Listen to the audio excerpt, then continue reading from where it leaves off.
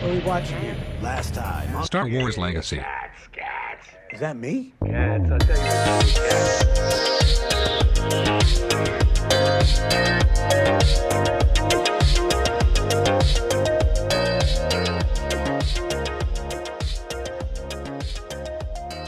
Hello everyone and welcome back to Barb's Basement. Now unfortunately I'm still not able to be joined by my good friends Zachary and Benjamin, even though I am currently trapped in Zach's mom's basement. So this week we're going to continue the discussion about Star Wars Legacy. In the last issue we went over the one Sith's takeover of the galaxy and how they destroyed the Jedi Temple on Ossus, killing Jedi Master Cade Skywalker. Cole's son Kade tapped into the dark side and brought his master Wolf Sazin back from death. Meanwhile, on Coruscant, Darth Krayt kills Emperor Roan Fel and assumes the throne for himself, pissing off every single person in the Imperial government at the same time. Smooth. But wait, in a Scooby-Doo style twist, it was a body double of Roan Fel the entire time, meaning that now a fraction of the Empire may still be loyal to the actual Emperor, and Krayt really used his trap card too soon. Krayt promptly starts to feel weak because of a mysterious illness that's plaguing him. Luckily for him, he senses a Jedi using a healing ability to bring someone back from the brink of death, not realizing that it is in fact a Skywalker. Kade, understanding that the Jedi are now scattered and that his father is now fully dead, bails and fakes his death, never to be seen again. Well, that's at least until 7 years later after diving headfirst into an edgy emo phase. So, our story picks back up 7 years after the massacre of Ossus, and the end of the Sith Imperial War. A handful of the remaining Jedi are meeting on a secret planet designed to scare droids, I guess? Wolf Sazin approaches 3 hooded Jedi, with one of them remarking that it's dangerous for more than one Jedi to be anywhere at the same time, and that the Sith and bounty hunters are tracking down the survivors. With it being so dangerous, the 3 Jedi are wondering why Wolf would have risked this meeting. Shadow, who was on the ship when Kade healed Wolf and promptly got blown up in space, realizes why Wolf risked the meeting. He's still convinced that Kade is alive and well, sensing him out there in the Force somewhere. The others don't buy it, not believing that a Skywalker would abandon the galaxy altogether, so he must be dead. Wolf reasserts that Kade must be alive since their Force bond is so strong. Shadow, Wolf's former apprentice, laments that if Kade was still alive, he clearly doesn't want to be found. What I think is really interesting about these first 2 pages is that Wolf remarks that Shadow became his Padawan after Kade went missing, meaning that the Jedi of this era were still actively trying to further their ranks after a Jedi purge, unlike the Jedi after Order 66, who were for the most part easily discovered and stopped by Darth Vader. But I guess that's what happens when you have a person that has a singular focus on hunting down and murdering everybody. Wolf tells the gathering of the Jedi that he believes that only a Skywalker can rally the Jedi against the Sith, and that he doesn't believe that they should do anything until Kade is found. Before anyone can argue, a Sith throws a javelin at one of them. Out of all of the things in the Star Wars universe, a javelin. The remaining Jedi who weren't speared to death leap into action fighting off these crab-looking Sith. Wolf and Shadow are able to put the remaining Sith down, but they're the only 2 to survive. Shadow decides that he would rather join Wolf on his search for Kade, noting that the Sith won't stop hunting them down and that he would rather be the hunter for a little while. Wolf remarks that he trusts the Force will lead them to Kade. Fade to lock in the Outer Rim. The place. Broger's, a seedy safe house where the people are ugly and they eat snails. Literal snails. A place where those on the run can find a hideout if they have the coin. Skriger, possibly one of the ugliest beings I've ever seen in Star Wars, is running from a pirate named Rav. Like all other bounties in the galaxy, he swears up and down that it's a misunderstanding, with one of the least trustworthy lies I've ever read. He just needs some time and distance. It's not you, it's me. Despite this, he is reassured passage off-world. Across the bar, we see a Jedi on the run, Hosk, trying to secure passage as well. His contact tells him not to be caught, and that if he is, forget that he ever knew him. Enter Delilah Blue, a stereotypical space babe written like she's straight out of the Men Writing Women subreddit. Despite the nature of this hideout, she is looking for Skriger. She manages to sexy her way into the hideout, gross, but all of that seduction is for nothing when Kade just kicks the door in, with full-on Hot Topic mascara on to boot. He for some reason feels the need to run down the crew, that way he knows that everybody in the bar is fully aware of the transgressions that he is committing.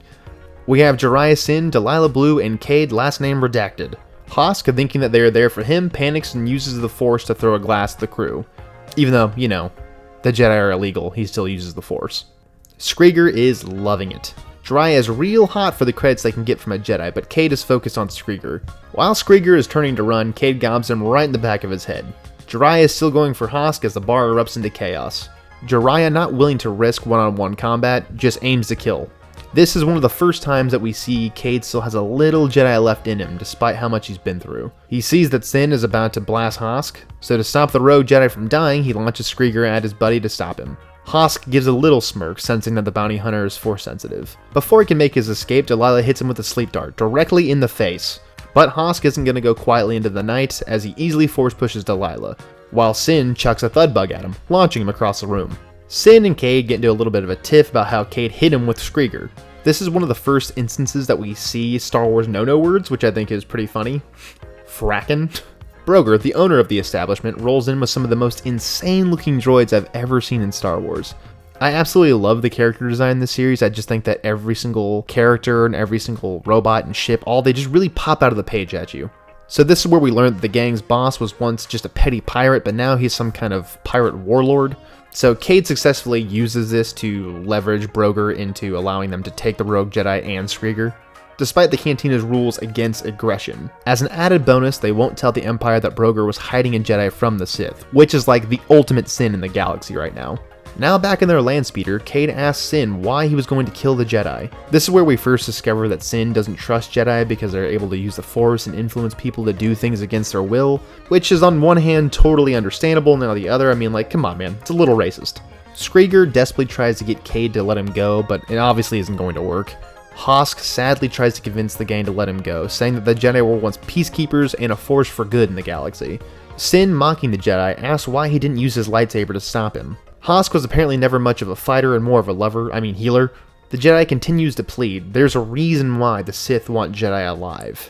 Even though Cade's whole life is ruined by the Sith, he feigns indifference. Since obviously Sin hates the Jedi, he doesn't want them to find out that he actually is one himself. Meanwhile, on Coruscant, the former Jedi Temple has been taken over by the One Sith and is being used as their new training facility.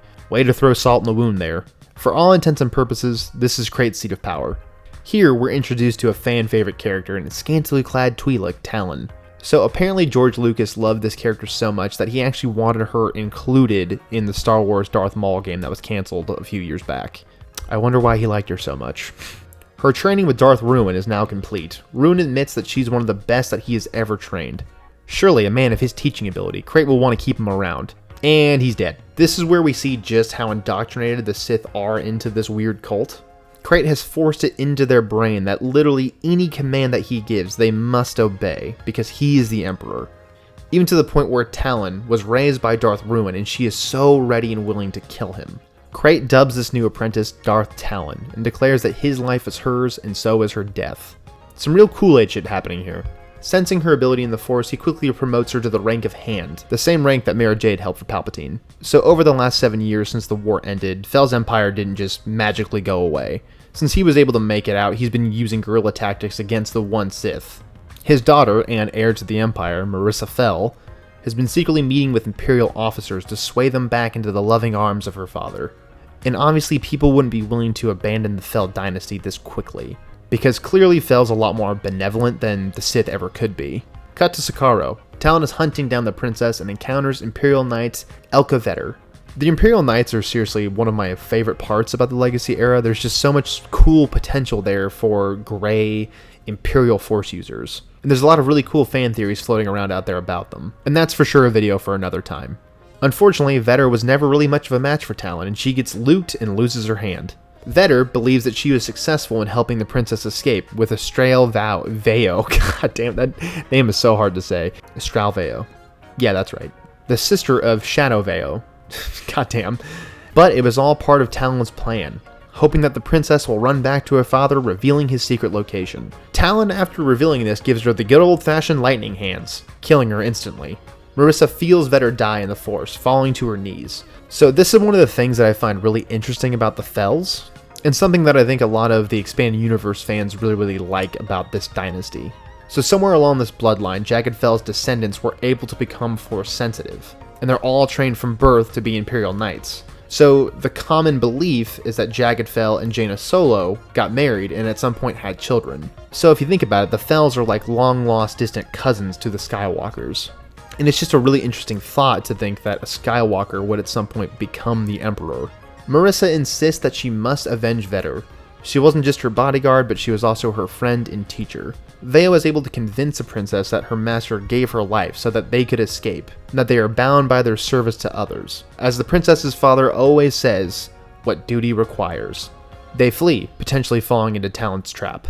So, thus concludes Legacy issue number 2. So we're introduced to a lot of the key players in Legacy in this issue. We get to see a lot more of the Imperial Knights, we see what's happened to Cade Skywalker, we see the state of the Jedi Order, and we see that Krait's Sith Empire isn't quite as solid as other empires in the past. While I love the history of Darth Krayt and the story that they tell about him in Legacy, he is a bit of a dunce. The way that I like to describe him to friends who might be interested in Legacy is just think if Darth Maul were to become Emperor. All Sith Lords have a bit of delusion of grandeur, but I like to think that if Darth Maul were to become Emperor, he would still be this rabid animal who's been caged and abused his whole life. And I like to think of Krayt in that same way. I don't think that he's intelligent as Palpatine was. But the issue with him is that he views himself as being really, really hyper intelligent, and nobody is ever going to have a plan as grand as his. But I think it's how that old saying goes, you know, never underestimate large gatherings of stupid people or something along those lines. This era of Star Wars is a lot more Game of Thrones. There's a lot of different parties involved, there's a lot of different mechanics happening in the background that you're not quite seeing. Right now we're introduced to the Fel Empire, we have Krait's Empire, we have the former Galactic Alliance, we have the Jedi Order, and then the One Sith are also kind of their own thing separate from the Empire. So you have all these different people vying for power in the galaxy. And it only gets more bloody from here, because those that have power, their greatest fear is losing it. Hopefully you guys enjoyed this issue of Legacy. I know that Legacy can be a little bit campy and people have different opinions on it, but the campiness and the over-the-top sci-fi fantasy aspect is what I love about it. And it only becomes more science fiction fantasy the further it goes along. But until next week, my name is Brian, and thank you for joining me here in Barb's Basement.